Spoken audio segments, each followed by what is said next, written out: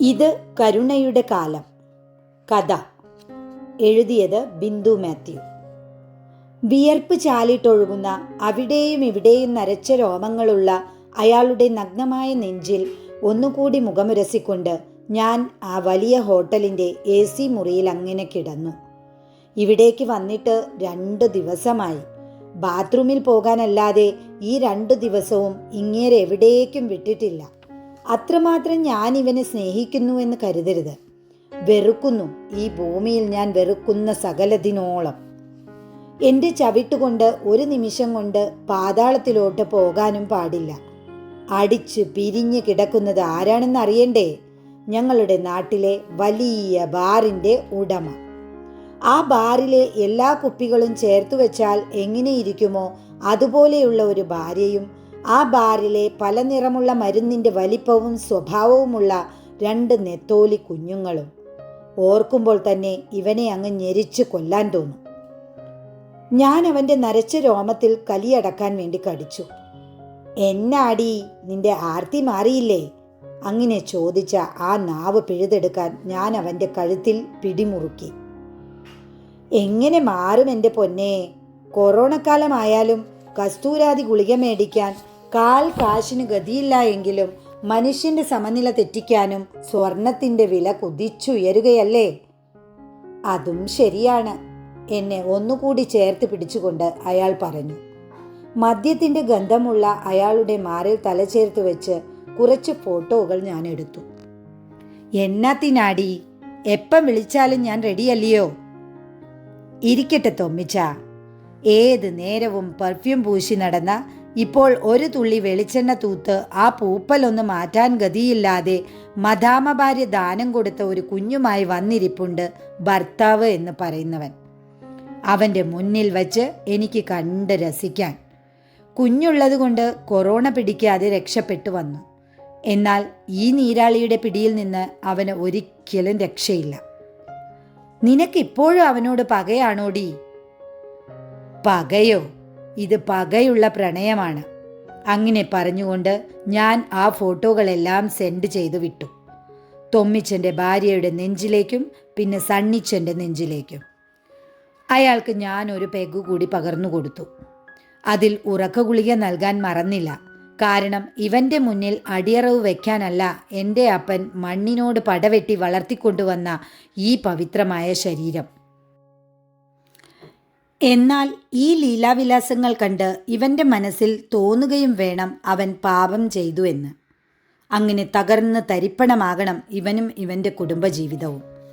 ഈ തൊമ്മിച്ചനാ എനിക്ക് ഇങ്ങനെയൊരു ജീവിതം മേടിച്ചു തന്നത്. കുട്ടനാട്ടിലെ പാടങ്ങൾ പാട്ടത്തിനെടുത്ത് കൃഷി ചെയ്യുകയായിരുന്നു എൻ്റെ അപ്പൻ. ഇയാളുടെ കയ്യിൽ നിന്ന് എനിക്ക് ബാംഗ്ലൂരിൽ നഴ്സിംഗ് പഠിക്കാൻ ആവശ്യമുള്ള പണവും പലിശയ്ക്ക് മേടിച്ചു.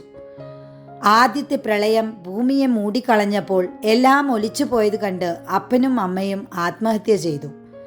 ഏക മകളായ ഞാൻ മാത്രം തനിച്ചായിപ്പോയി. കോട്ടയത്തുള്ള ഈ സണ്ണിച്ചൻ്റെ ആലോചന കൊണ്ടുവന്നിട്ട് പറഞ്ഞു, ചെക്കനും സഹോദരങ്ങളും വിദേശത്താണ്, നിനക്ക് അവിടെ നിന്ന് ബാക്കി പഠിക്കാം. ജീവിതത്തിൽ ഒരു കച്ചിത്തുരുമ്പായി ഞാനും അതിനെ കണ്ടു. എന്നാൽ വിവാഹം കഴിഞ്ഞ ആ രാത്രിയിൽ എൻ്റെ മുറിയിൽ സണ്ണിച്ചൻ വന്നപ്പോൾ ഒരു മദാമയും കയറി വന്നു. അത് കണ്ട് ഞാൻ ഭയത്തോടെ ചോദിച്ചപ്പോൾ അവൻ ചിരിച്ചുകൊണ്ട് പറഞ്ഞു, ഇവളാണ് എൻ്റെ കാമുകിയും ഞാൻ ദുബായിൽ വെച്ച് കെട്ടാൻ പോകുന്ന പെണ്ണും. ഇവള് ഇവിടെ വന്ന് അമ്മച്ചിയെ നോക്കില്ല. എന്നാൽ പിന്നെ 1 വർഷം നഴ്സിംഗ് പഠിച്ച നീ മതിയെന്ന് ഞാനും അമ്മച്ചിയും അങ്ങ് തീരുമാനിച്ചു. നിനക്ക് ഇവിടെ കിടക്കണമെങ്കിലാകാം, ഞങ്ങൾക്ക് കുഴപ്പമില്ല. അത് കേട്ട് അവൻ ഉറക്കെ ചിരിച്ചു. ഒപ്പം അവൻ്റെ വിയർപ്പ് നുകർന്നവളും.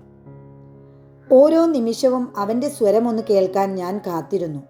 എന്നാൽ അമ്മച്ചി മാത്രമേ സംസാരിച്ചിരുന്നുള്ളൂ. അവനൊരു കൊച്ചുണ്ടായപ്പോൾ എന്നെക്കൊണ്ട് പ്രഥമനുണ്ടാക്കി കടയിൽ നിന്ന് ബിരിയാണി മേടിച്ച് നാട്ടുകാർക്ക് വിളമ്പിട്ട് പറഞ്ഞു, ഞങ്ങളുടെ ലില്ലി കൊച്ചിൻ്റെ പിറന്നാളാണെന്ന്.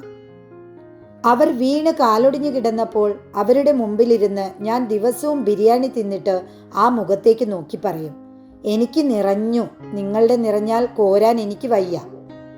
മകൻ വന്നപ്പോൾ അമ്മയുടെ മുറിയിലെ ദുർഗന്ധം ശ്വസിച്ച് ദുബായിൽ വെച്ച് കഴിച്ചതൊക്കെ വാളുവെച്ചു പോയി. ഇപ്പോൾ എല്ലാവരും പട്ടിണിയാണ്. വലിയ വീടും പത്രാസും മാത്രം ബാക്കിയായി. കോളിംഗ് ബെൽ മുഴങ്ങുന്നത് കേട്ട് തൊമ്മിച്ചൻ ഞെട്ടിയുണർന്നു. ഞാൻ ഓടിച്ചെന്ന് കതകു തുറന്നു. മദമിളകിയ ഒറ്റയാനയെ പോലെ കടന്നു വന്ന അവൻ്റെ ഭാര്യയെ നോക്കി ഞാൻ ഭംഗിയായി ചിരിച്ചു. എടീ! അവർ 2.5 കിലോ ഉള്ള അവരുടെ കൈ എൻ്റെ നേർക്ക് ഉയർത്തി. ഇവിടെയല്ല, അവിടെ, ഞാൻ അയാളെ ചൂണ്ടിക്കാട്ടി പറഞ്ഞു. അയാൾ രാത്രിയിൽ ഊരിയെറിഞ്ഞ ലുങ്കി തപ്പി കിട്ടാതെ എഴുന്നേറ്റ് നിന്നു. ഇച്ഛായോ, ഇവൾക്ക് എന്നേക്കാൾ 10 വയസ്സ് കുറവല്ലേ ഉള്ളൂ. അല്ലാതെ ഒന്നും ഇരട്ടിയില്ലല്ലോ. 3 കുഞ്ഞുങ്ങൾക്ക് ജന്മം കൊടുത്തിട്ടും വാലും ചുരുട്ടി ഇവളുടെ പിന്നാലെ വരാൻ. ചതിയനാണ് നിങ്ങൾ. എനിക്കിനി നിങ്ങളെ വേണ്ട. തുണി എടുത്തുടുക്ക് മുയലാളി, കളിയാക്കിക്കൊണ്ട് അയാളുടെ ഡ്രൈവർ പറഞ്ഞപ്പോൾ ഞാൻ അടക്കി പിടിച്ച് ചിരിച്ചു. അയാൾ പെട്ടെന്ന് ബെഡ്ഷീറ്റ് എടുത്തുടുത്തു. തൻ്റെ ഭാര്യ ഹൃദയം പൊട്ടുന്ന വേദനയിൽ പോകുന്നത് കണ്ട് അയാൾ തളർന്നിരുന്നു പോയി.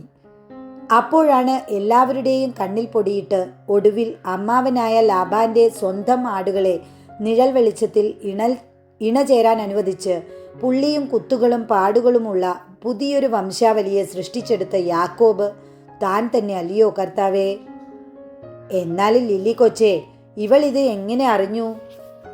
ഞാൻ തന്നെ അറിയിച്ചതാടോ, എൻ്റെ സ്വപ്നങ്ങൾ തകർത്തു കളഞ്ഞതുകൊണ്ട്. എടീ! അയാൾ എൻ്റെ കഴുത്തിൽ അമർത്തി പിടിച്ചു. ഇതുവരെ പിടിച്ചതൊന്നും പോരടോ. രണ്ടും വന്ന് വണ്ടിയിൽ കയറ്.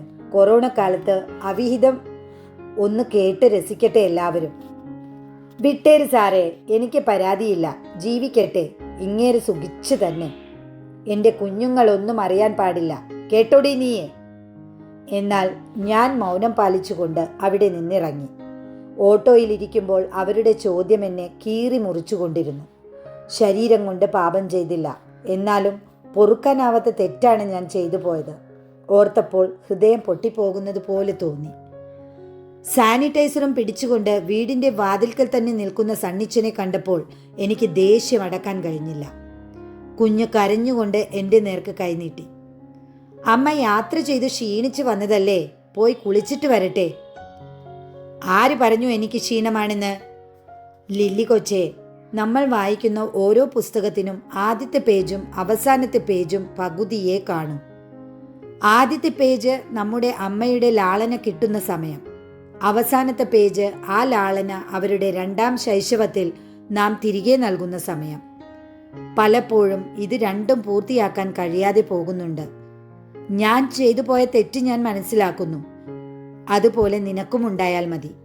കുളിച്ചിട്ട് വന്ന് ബിരിയാണി എടുത്ത് കഴിക്കുക. നിനക്ക് വളരെ ഇഷ്ടമായതിനാൽ അമ്മച്ചി വിശന്ന് പൊരിഞ്ഞു കിടന്നപ്പോൾ ഒരു വറ്റുപോലും കൊടുക്കാതെ മൊത്തം കഴിച്ചു എന്ന് പറഞ്ഞു. ജന്മം നൽകി പോയതുകൊണ്ട് കുഞ്ഞിന് റബ്ബർ പാൽ കൊടുക്കാൻ തോന്നിയില്ല. ഗൾഫുകാരൻ്റെ യൂണിഫോം അഴിച്ചു വെച്ച് ഞാൻ നമ്മുടെ അബൂഖാൻ്റെ കടയിൽ ഇന്നലെ ജോയിൻ ചെയ്തു. ഞാൻ ചായ എടുക്കാം. സണ്ണിച്ചൻ കുഞ്ഞിനെ താഴെ ഇരുത്തിയിട്ട് അകത്തേക്ക് കയറി. അവൻ കരഞ്ഞുകൊണ്ട് ഇഴഞ്ഞു വന്ന് എൻ്റെ കാലിൽ പിടിച്ചു. തട്ടിയെറിയാൻ തോന്നിയില്ല. പിന്നീട് എൻ്റെ ടോപ്പിൽ പിടിച്ച് എഴുന്നേറ്റ് നിന്ന് ചിരിച്ച് ഉമ്മ എന്നുള്ള അവൻ്റെ ഭാഷയിൽ സംസാരിച്ചു. അപ്പോൾ ഞാൻ അവനെ കോരിയെടുത്ത് നിലവിളിച്ചുകൊണ്ട് ഉമ്മകൾ വെച്ചു അവൻ്റെ കുഞ്ഞിക്കവിളിൽ. സണ്ണിച്ചൻ വന്ന് ആദ്യമായി എന്നെ ചേർത്ത് പിടിച്ച് എൻ്റെ നെറ്റിയിൽ ചുണ്ടുകൾ അമർത്തി. അപ്പോൾ അവൻ്റെ കണ്ണുകൾ ചുവപ്പ് നിറമായി താഴേക്കൊഴുകി. ഞാനും കരഞ്ഞു ഒരുപാട്. വൃത്തിയാക്കിയ അമ്മച്ചിയുടെ മുറിയിലേക്ക് കൂട്ടിക്കൊണ്ടുപോയി. ഞാനൊന്ന് കുളിപ്പിച്ചു അമ്മച്ചിയെ. ഒരുപാട് നാളുകൾക്ക് ശേഷം വെള്ളം വീണപ്പോൾ പൊട്ടിക്കരഞ്ഞു. കുട്ടിക്കാലത്ത് ഞാനും അമ്മച്ചിയും ഒരുമിച്ച് കുളിച്ചിട്ടുണ്ട്. അതുകൊണ്ട് വിഷമിക്കേണ്ട. ഞാൻ പശ്ചാത്താപത്തോടെ ആ കാലിൽ തൊട്ട് മാപ്പ് ചോദിച്ചു. സാരമില്ല ലില്ലി കൊച്ചേ, എല്ലാത്തിനും അതിൻ്റേതായ സമയമുണ്ട്. ഒരു ദയയുമില്ലാതെ ഓടി നടന്ന് വാരിക്കൂട്ടിയ മനുഷ്യരെ ഒക്കെ ഒരു മുറിക്കുള്ളിൽ ഇരുത്തിക്കൊണ്ട് സ്നേഹിക്കാനും കരുതാനും ക്ഷമിക്കാനുമൊക്കെ ഈ കൊറോണക്കാലം നമ്മെ പഠിപ്പിച്ചു. ഈ 2020 കൊറോണക്കാലമായി സ്വർണ്ണ ലിപികളിൽ എഴുതി ചേർത്താലും ഞാൻ പറയും, ഇതാണ് കരുണയുടെയും കരുതലിൻ്റെയും കാലമെന്ന്. 5 അപ്പം 5000 പേർക്ക് വീതിച്ചു നൽകിയ കാലം, കർത്താവിൻ്റെ വരവ് സൂചിപ്പിക്കുന്ന കാലം, ശ്രീകൃഷ്ണൻ ആലിലയിൽ പിറക്കുന്ന കാലം, ഇനി ഒന്നും വിദൂരമല്ല. പുറത്ത് മണി മുഴങ്ങി.